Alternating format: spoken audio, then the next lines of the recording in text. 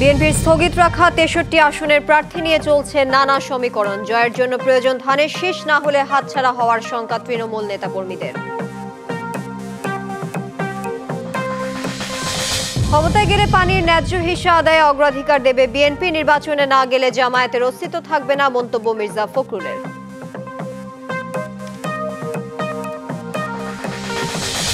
Fascist আমলের মতো নির্বাচন হলে চরম দুর্ভোগে পড়বে জাতি, বলছে জামায়াত। প্রশাসনকে নিরপেক্ষ থেকে সব প্রার্থীর সমান সুযোগ নিশ্চিতের আহ্বান।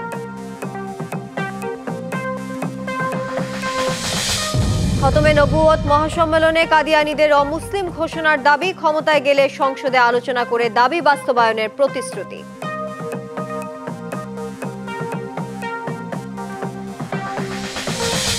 শেখ হাসিনার রায়ের দিন ঘিরে নিরাপত্তা শঙ্কা বা চ্যালেঞ্জ নেই, বললেন স্বরাষ্ট্র উপদেষ্টা। নির্বাচনের দায়িত্বে থাকবে না কোনো বিতর্কিত পুলিশ সদস্য।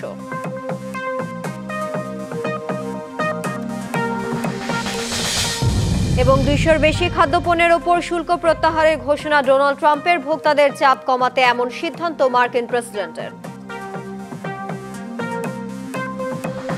ত্রয়োদশ জাতীয় নির্বাচনের জন্য সবার আগে আনুষ্ঠানিক প্রার্থী ঘোষণা করেছে বিএনপি। তবে ৩০০ আসনের মধ্যে স্থগিত রাখা হয়েছে ৬৩টি। এই নিয়ে চলছে নানা গুঞ্জন, সমীকরণ। অনেকে অঙ্ক কষে বলছেন এর মধ্যে কয়েকটি যাবে ভোট আর জোটের ভাগাভাগিতে। তবে মাঠের চিত্র হলো এই আসনগুলোর প্রতিটিতেই রয়েছে বিএনপির একাধিক শক্তিশালী প্রার্থী। তারা বলছেন জিততে হলে ধানের শীষ প্রতীকী প্রয়োজন। প্রার্থী নির্বাচনে ভুল হলে আসন চলে যেতে পারে অন্যদের দখলে। আমাদের সম্ভাব্য প্রার্থীদের নাম ঘোষণা করতে যাচ্ছে। ২৩৭ আসনে বিএনপির প্রার্থী তালিকার পর পেরিয়েছে ২ সপ্তাহ। দেশের অন্যতম বৃহৎ এই দল ৩০০ সংসদীয় আসনের মধ্যে ৬৩ আসনে কোনো প্রার্থীর নাম ঘোষণা না করায় সামনে আসছে নানা হিসাব নিকাশ। রংপুর ২ মোহাম্মদ আলী সরকার। অনেকে হিসেব কষে বলছেন ৬৩ আসনের মধ্যে অনেকগুলোই মিত্র দলের জন্য ছেড়ে দেওয়া হতে পারে। যদিও বাকি থাকা আসনগুলোর প্রতিটিতেই রয়েছে বিএনপির একাধিক মনোনয়ন প্রত্যাশী। আশায় দিন গুনছেন তারাও। আমাদের সঙ্গে যারা যুগপৎ আন্দোলন করেছেন তাদের যে সমস্ত আসনে তারা আগ্রহী, সেই সমস্ত আসনগুলোতে আমরা কোনো প্রার্থী দেইনি। বিএনপির ঘাঁটি হিসেবে পরিচিত বগুড়া ২ আসনে কোনো প্রার্থী দেওয়া হয়নি। তবে কিছুদিন আগেই শিবগঞ্জ উপজেলা বিএনপির সভাপতি মীর শাহেদ আলমকে হাইকমান্ড থেকে সবুজ সংকেত দেওয়া হয়েছিল। এরপর থেকেই জোরে সোরে প্রচারণা শুরু করেন তিনি। কেন্দ্র থেকে আসন ফাঁকা রাখার পর গুঞ্জন রয়েছে নাগরিক ঐক্যের সভাপতি মাহমুদুর রহমান মান্নার চাওয়া অনুযায়ী শেষ পর্যন্ত তাকেই ২ নম্বর আসনে প্রার্থী করা হতে পারে। তবে বিএনপির নেতাকর্মী ও সমর্থকরা বলছেন জিততে হলে ধানের শীষ প্রতীকী প্রয়োজন। আমরা চাই যে শিবগঞ্জে ধানের শীষ প্রতীকী দেওয়া হোক। নির্বাচন করলে নির্দ্বিধায় এখান ধানের শীষ পাবে, এটা কোনো সন্দেহ নেই। কাজ করার যে নির্দেশনা দেওয়া ছিল সেই নির্দেশনা এখনো প্রত্যাহার করা হয়নি বিধায় আমি এখনো দলীয় নেতাকর্মী সহ ধানের শীষের প্রচার চালিয়ে যাচ্ছি। ব্রাহ্মণবাড়িয়া ২ আসন, এখানে রয়েছে বিএনপির হেভিওয়েট প্রার্থী রুমিন ফারহানা ও সরাইল উপজেলা বিএনপির সভাপতি আনিস ঠাকুর। তবে এই আসনে মিত্রদল জমিয়তে উলামায়ে ইসলামের কেন্দ্রীয় কমিটির সহসভাপতি মাওলানা জুনায়েদ আল হাবিবের নামও আসছে সামনে। ধানের শীষ প্রতীকের পক্ষে জোর অবস্থানে বিএনপি নেতাকর্মীরা।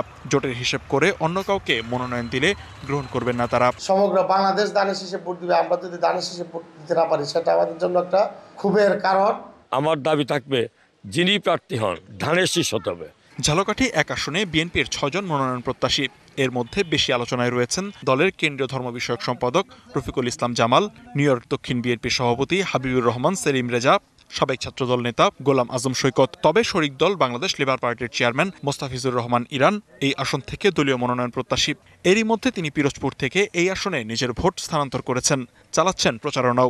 সব মিলে এই আসনের রাজনীতি নিয়েছে নতুন মোড়। নিরপেক্ষ যখনই নির্বাচন হয়েছে ধানের শীষের প্রার্থী জয়লাভ করেছে এবং বিপুল ভোটের ব্যবধানে জয়লাভ করছে। এটা বিএনপির সিট এবং বিএনপির ঘাঁটি। বিএনপির জোট থেকে প্রার্থী মনোনয়ন প্রত্যাশী। আমি বিশ্বাস করি যে আমার বিগত ১৭ বছরের যে লেবার পার্টির সকল আন্দোলন সংগ্রামের ত্যাগ কোরবানির বিনিময়ে আমাদেরকে বিএনপি সমর্থন দেবে। খুলনার ৫টিতে বিএনপির প্রার্থী নির্ধারণ করলেও খুলনা ১ আসনে বিএনপি প্রার্থী নির্ধারণ করেনি। এই আসনে খুলনা জেলার প্রভাবশালী ২ নেতা শামীম কবির ও তৈয়বুর রহমান সহ হাফ ডজন প্রার্থী মনোনয়ন প্রত্যাশী। কেন্দ্রে লবিংয়ের পাশাপাশি সবাই নিজেকে যোগ্য প্রমাণ করতে মরিয়া। গুরুত্বপূর্ণ আসনটি জোটের কাছে ছাড়তে নারাজ তারা। গণমানুষের নেতা তাদের ভিতর থেকে যদি নমিনেশন না দেওয়া হয় যদি অন্য কোনো আঙ্গিকে চলে যাওয়া হয় তাহলে আমাদের এখানে নেতাকর্মীরা হতাশ। কোনো কপারেশন করবেন সেক্ষেত্রে তো আমাদের বলার কোনো কিছু থাকে না, তবে আমরা আশাবাদী যে না, উনি এখান থেকে দলের নমিনেশন দেবেন এবং আমাদেরকে নমিনেশন দেবেন, আমাকে নমিনেশন দেবেন এবং আমরা ইনশাল্লাহ বিজয়ী হয়ে আসবো। মনোনীত প্রার্থী পরিবর্তন ও স্থগিতাসনে প্রার্থী ঘোষণার দাবিতে বিক্ষোভ করেছেন তারা। তবে কেন্দ্রীয় নেতারা বলছেন দ্রুতই এসব সমাধান হবে। রাজনীতিতে প্রতিযোগিতা থাকবে, প্রতিযোগিতা কোনো কোনো সময় একটা তিক্ততাও সৃষ্টি হয়, বাট দিনের শেষে এই দলটি ঐক্যবদ্ধ একটি দল। এমন জটিল সমীকরণ নিয়ে কথা বলেন ঢাকা বিশ্ববিদ্যালয়ের ডেভেলপমেন্ট স্টাডিজ বিভাগের অধ্যাপক ডক্টর আসিফ মোহাম্মদ শাহান। এক হচ্ছে যে, কারণ আমরা যেটা জানি যে জোটসঙ্গী যারা হবেন, জোটসঙ্গী যদি হন অন্য কোনো দল থেকে, তাহলে আমরা আরপিওতে যে পরিবর্তনটা দেখেছি সেইখানে সেই জোটসঙ্গীকে তার নিজস্ব প্রতীকেই নির্বাচন করতে হবে। এই ধরনের সমস্যা বিএনপি 2001 সালেও ফেস করেছে, 2008 সালেও ফেস করেছে। এটা খুব কমন একটা সমস্যা, এটা ফেস করতে হবে। যদিও এই মনোনয়ন একেবারেই প্রাথমিক তালিকা বলছে কেন্দ্র, যে কোনো সময় বদলে যেতে পারে প্রার্থীর মুখ। স্থগিত থাকা 63 আসনে দ্রুতই প্রার্থী ঘোষণা হবে এমন প্রত্যাশায় তৃণমূলের বিএনপি নেতাকর্মীরা। লিখনকান্তি ভৌমিক, ডিবিসি নিউজ ডেস্ক। পানির হিস্সা সহ বিভিন্ন ইস্যুতে ভারতকে দাদাগিরি বাদ দিয়ে বন্ধুসুলভ আচরণের আহ্বান জানিয়েছেন বিএনপি মহাসচিব মির্জা ফখরুল ইসলাম আলমগীর। চাঁপাইনবাবগঞ্জে সরকারি কলেজ মাঠে পদ্মা বাঁচাও গণসমাবেশে তিনি জানান, ক্ষমতায় গেলে পানি বন্টনকে গুরুত্ব দেবে বিএনপি, আর নির্বাচনে না গেলে জামায়াতের অস্তিত্ব থাকবে না বলেও মন্তব্য মির্জা ফখরুলের। আহ্বান জানান ষড়যন্ত্র বাদ দিয়ে ভালো রাজনীতি করার। উত্তরের জনপদ চাঁপাইনবাবগঞ্জ, যাকে ঘিরে গুরুত্বপূর্ণ 4 নদীর একটি মহানন্দা, সংযোগ ঘটেছে পদ্মার সঙ্গে। ভারতের ফারাক্কা বাঁধের প্রভাব সবচেয়ে বেশি পড়ে পদ্মায়, আর সেই পদ্মার সঙ্গে সংযুক্ত হওয়া নদীগুলো বছরের বেশিরভাগ সময় থাকে বিপর্যস্ত। শনিবার দুপুরে মহানন্দা পার পরিদর্শনে আসেন বিএনপি মহাসচিব। এখানে আমাদের দায়িত্ব হবে যে সরকারি আসুক, জনগণকে সঙ্গে নিয়ে তারা তাদের সেই দাবিগুলোকে প্রেসারকৃত করে আদায় করবেন। বিকেলে পদ্মার পানির ন্যায্য হিস্যার দাবিতে চাঁপাইনবাবগঞ্জের নবাবগঞ্জ সরকারি কলেজ মাঠে স্থানীয় বিএনপি নেতাদের উদ্যোগে গণসমাবেশের আয়োজন করে সমন্বয় কমিটি। বিভিন্ন এলাকা থেকে সমাবেশে বিপুল সমাগম ঘটে। মিছিল স্লোগানে মুখরিত হয়ে ওঠে চারপাশ। ছিল ঐতিহ্যবাহী সাংস্কৃতিক পরিবেশনা।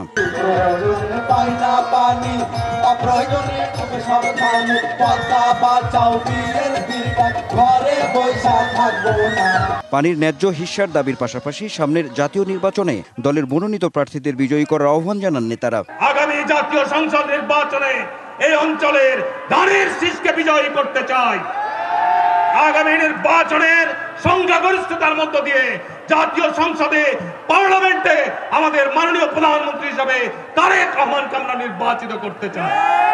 বিএনপি সরকারে গেলে পদ্মা সহ সকল অভিন্ন নদীর পানির হিস্যা বোঝেনের প্রতিশ্রুতি দেন দলের মহাসচিব। চলমান রাজনৈতিক পরিস্থিতি সামনে এনে কোনো দলের নাম উল্লেখ না করে একটি দল গভীর সংকটের ষড়যন্ত্র করছে বলে অভিযোগ করেন তিনি। যখন আমরা সবাই মিলে ওই সংস্কারের সনদ সই করলাম পার্লামেন্টের সামনে 17ই অক্টোবর, এখন হঠাৎ করেই সেই দলটি আজকে বলতে শুরু করেছে যে না, আমাদের পিআর দরকার।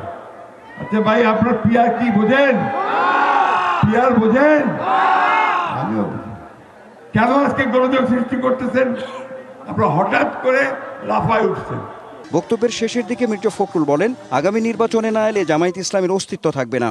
আপনাদের যত বড় বড় বিলবোর্ড দেখলাম, আমি অন্য কোনো দলের অত বড় বিলবোর্ড দেখলাম না।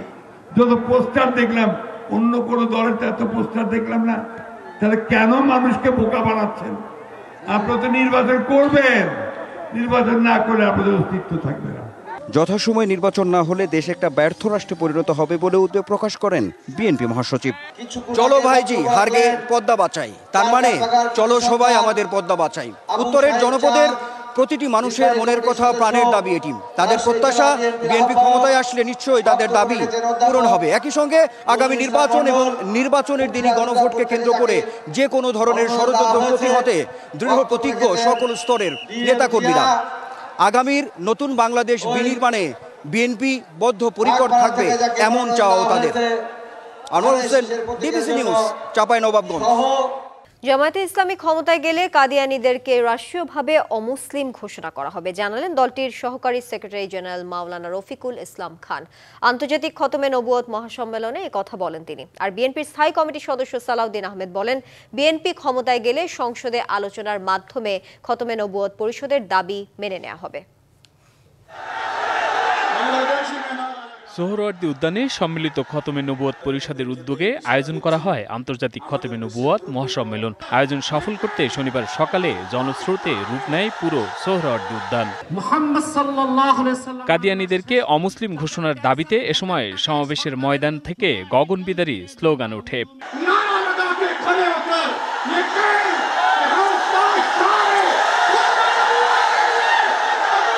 সমাবেশের দাবির সাথে ঐক্যমত্য পোষণ করেন বিএনপি জামায়াতের নেতারা। প্রতিশ্রুতি দেন ক্ষমতায় গেলে রাষ্ট্রীয়ভাবে দাবি বাস্তবায়নের। জনগণ যদি আমাদেরকে নির্বাচিত করে, এই বাংলাদেশে আগামী দিনে অমুসলিম কাদিয়ানীরা অমুসলিম ঘোষিত হবে ইনশাআল্লাহ।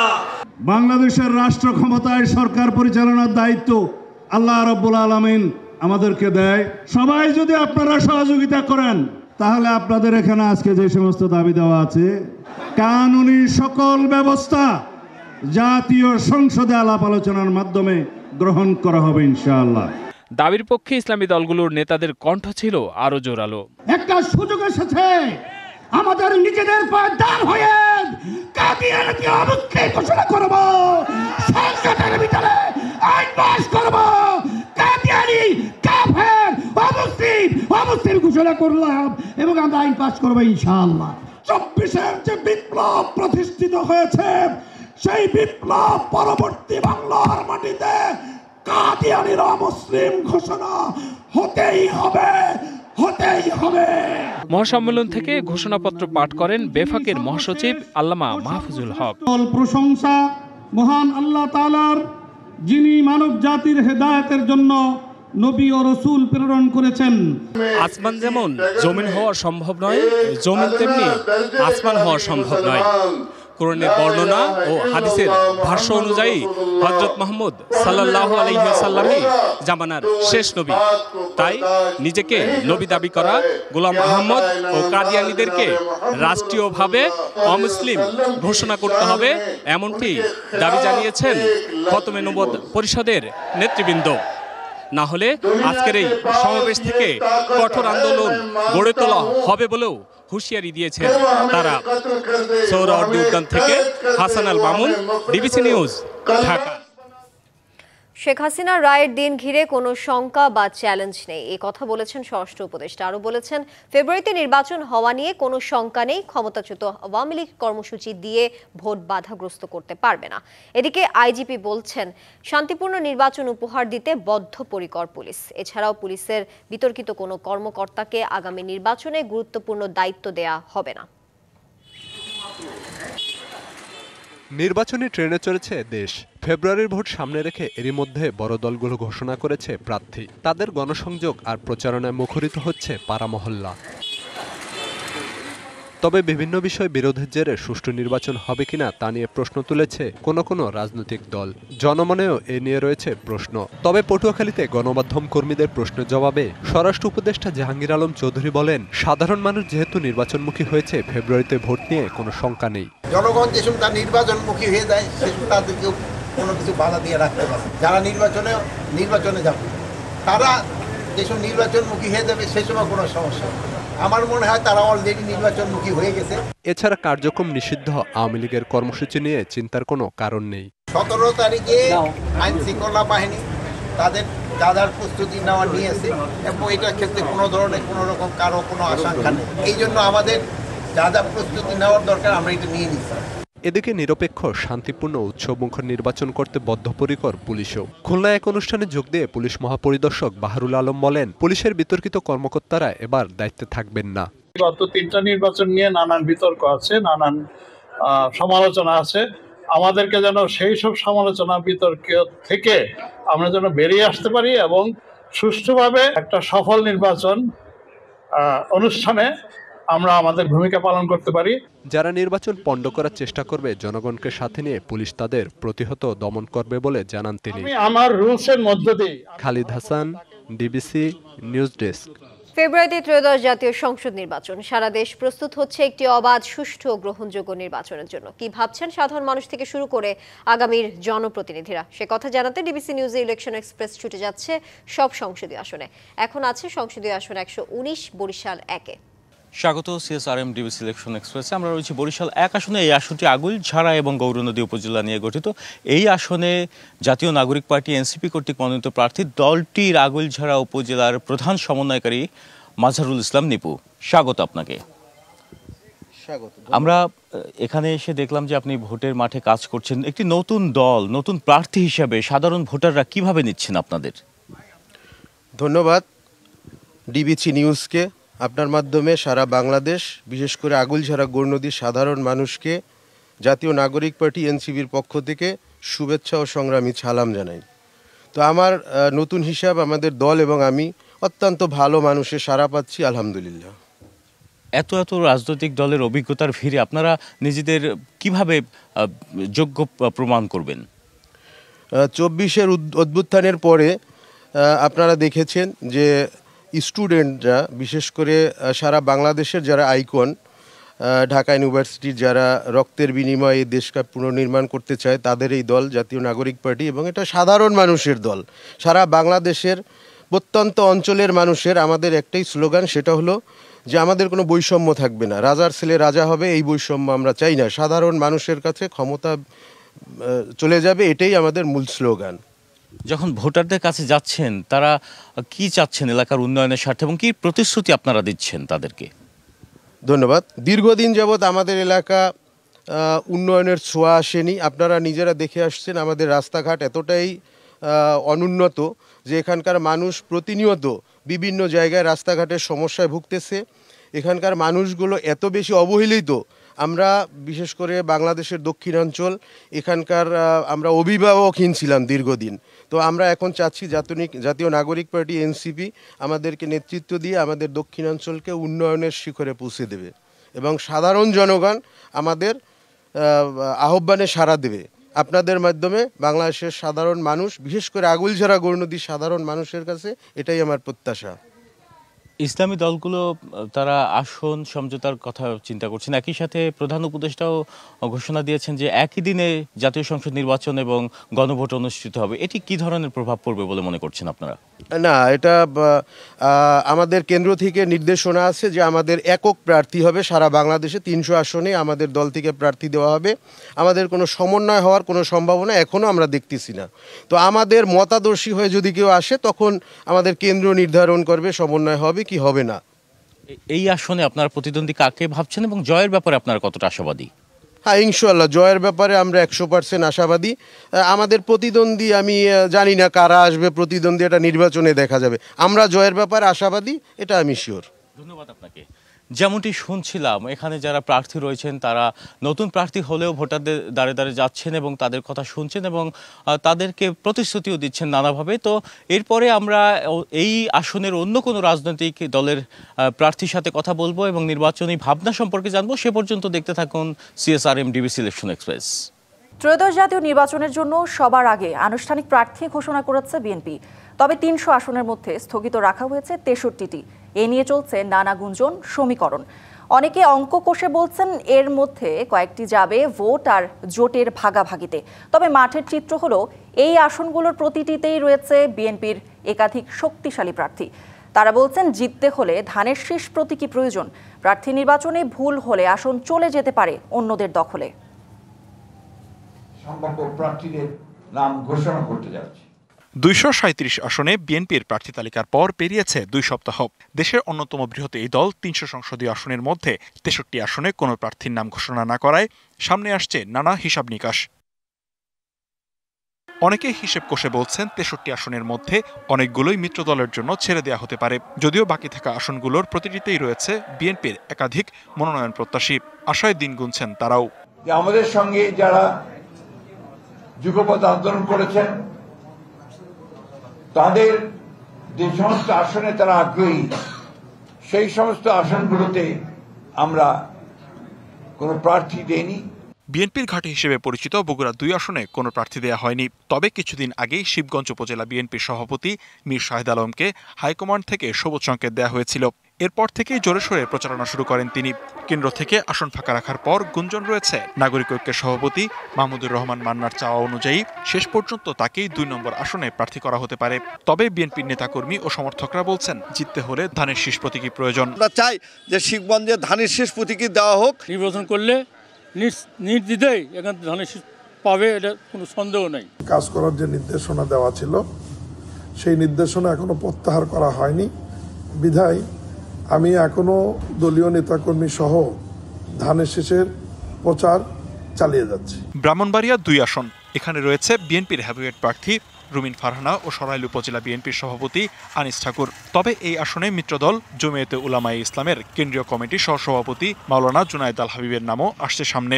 ধানের শীষ প্রতীকের পক্ষে জোর অবস্থানে বিএনপি নেতাকর্মীরা। জোটের হিসেব করে অন্য কাউকে মনোনয়ন দিলে গ্রহণ করবেন না তারা। সমগ্র বাংলাদেশ ধানের শীষে ভোট দিবে, আমরা যদি ধানের শীষে ভোট দিতে না পারি সেটা আমাদের জন্য একটা ক্ষোভের কারণ।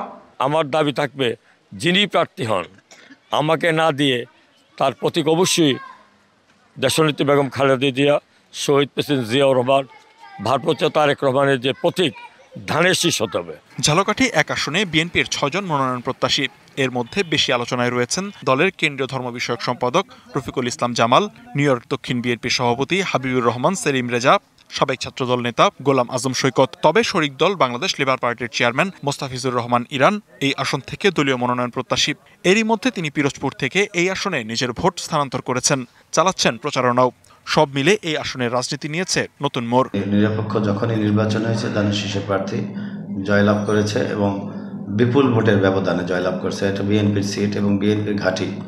বিএনপির জোট থেকে প্রার্থী মনোনয়ন প্রত্যাশী। আমি বিশ্বাস করি যে আমার বিগত 17 বছরের যে লেবার পার্টির সকল আন্দোলন সংগ্রামের ত্যাগ কোরবানির বিনিময়ে আমাদেরকে বিএনপি সমর্থন দেবে। মনোনীত প্রার্থী পরিবর্তন ও স্থগিতাসনে প্রার্থী ঘোষণার দাবিতে বিক্ষোভ করেছেন তারা। তবে কেন্দ্রীয় নেতারা বলছেন দ্রুতই এসব সমাধান হবে। রাজনীতিতে প্রতিযোগিতা থাকবে, প্রতিযোগিতা কোনো সময় একটা তিক্ততাও সৃষ্টি হয়, বাট দিনের শেষে এই দলটি ঐক্যবদ্ধ একটি দল। যদিও এই মনোনয়ন একেবারেই প্রাথমিক তালিকা বলছে কেন্দ্র, যে কোনো সময় বদলে যেতে পারে প্রার্থীর মুখ। স্থগিত থাকা 63 আসনে দ্রুতই প্রার্থী ঘোষণা হবে এমন প্রত্যাশায় তৃণমূলের বিএনপি নেতাকর্মীরা। লিখনকান্তি ভৌমিক, ডিবিসি নিউজ ডেস্ক। এই বিষয়ে বিস্তারিত জানাতে অনলাইনে যুক্ত হয়েছেন ঢাকা বিশ্ববিদ্যালয়ের ডেভেলপমেন্ট স্টাডিজ বিভাগের অধ্যাপক ডক্টর আসিফ মোহাম্মদ শাহান। আসিফ মোহাম্মদ শাহান, আপনাকে স্বাগত ডিবিসি নির্বাচিত সংবাদে। আপনার কাছে আমার 2টি প্রশ্ন রয়েছে। তার মধ্যে আমি জানতে চাই যে প্রতিটি সংসদীয় আসনে আসলে বিএনপির একাধিক প্রার্থী রয়েছে এবং এমন পরিস্থিতিতে জোটের শরিকদের জন্য আসন ছেড়ে দেওয়াকে ভালোভাবে নিচ্ছেন না তৃণমূলের নেতাকর্মীরা এবং কোথাও কোথাও দেখা যাচ্ছে যে প্রতিরোধের সঙ্গে বিদ্রোহ হচ্ছে। তো এই বিষয়টিকে আপনি আসলে কিভাবে বিশ্লেষণ করবেন? ধন্যবাদ আপনাকে। এইটা খুব অস্বাভাবিক কিছু নয়, কারণ প্রথমত এখানে যে জিনিসটা গুরুত্বপূর্ণ যে আমরা যেটা আগেই বুঝতে পেরেছিলাম যে বিএনপির যারা প্রার্থী আছেন, বিএনপির একটি আসনে একাধিক প্রার্থী থাকা খুব অস্বাভাবিক নয় এবং সেটা আছে। তো সেইখানে এক ধরনের দ্বন্দ্ব বা এক ধরনের কোন্দল তাদের মধ্যে থাকতে পারে এবং এর সাথে এখন যুক্ত হচ্ছে জোটের যে ব্যাপারটা, যে জোটের সঙ্গী যারা ছিলেন তাদেরকে হচ্ছে গিয়ে মানে বিভিন্ন সিট ছেড়ে দেওয়ার ব্যাপারটা। সো এইটা এই ধরনের সমস্যা বিএনপি 2001 সালেও ফেস করেছে।